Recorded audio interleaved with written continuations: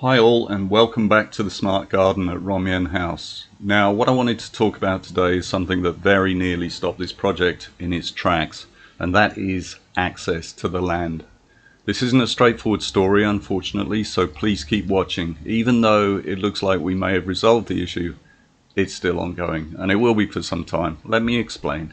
The very first day we saw the land, the weather was just perfect. It was sunny and beautiful with a slight breeze, and we're of course super excited to have found our dream plot. I did have some reservations about the road condition, but was positive that with decent 4x4s we should be okay. So fast forward to around 8 months later, when we actually managed to get back to the land. It was during the rainy season. Even though conditions were not perfect, we had two capable 4x4s and found it relatively easy to get to the land.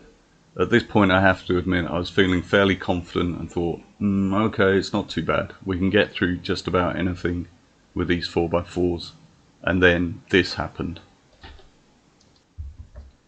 The rainy season hit full on and the road was trashed in less than a month. There were gullies over 1 metre deep spanning halfway across the road, and even with capable 4x4s, getting across those would have been difficult, if not impossible.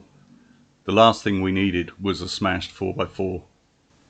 At this point in time, we were lucky enough to get an introduction to the local mayor, who offered to repair the road and make good, adding additional soil, drainage and some ditches to help with water flow.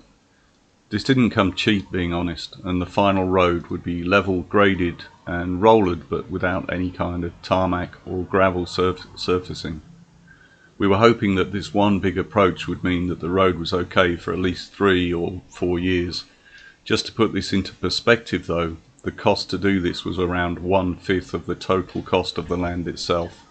But unfortunately, the story doesn't end there. Now here you can see on the left side of the video the repaired road outside of the rainy season. The surface is fairly stable, hard and sun-baked. Now here is the same road in the same place and during what has been a very gentle rainy season. And if you think these conditions don't look bad, it's already delayed 2 projects at least, as the workers just couldn't get to the land with the equipment required. The problem is the heavy clay on the roads, and once it gets saturated during the intense rains, it literally clogs up tyres almost immediately, so that you end up with a clay lump running on a clay lump. And it's like trying to drive on an ice rink, seriously.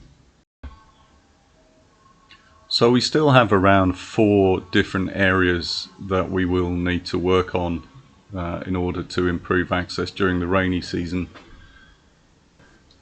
We do have a bit of a cunning plan to try and resolve this, which will hopefully help manage the cost.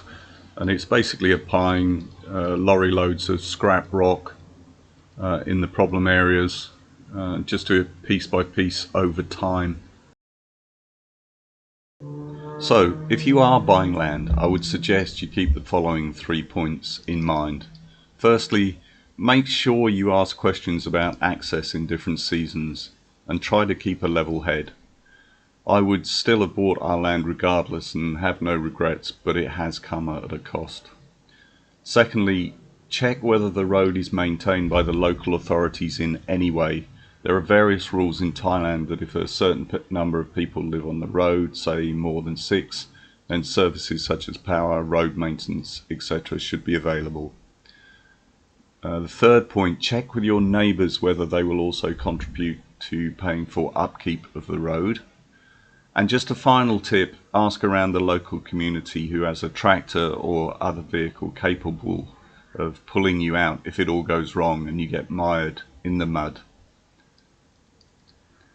I hope this video helps, and I hope that you found it interesting. Please do comment, please ask any questions that you would like answers to, and I will try and make sure I answer all of those. Many thanks for watching.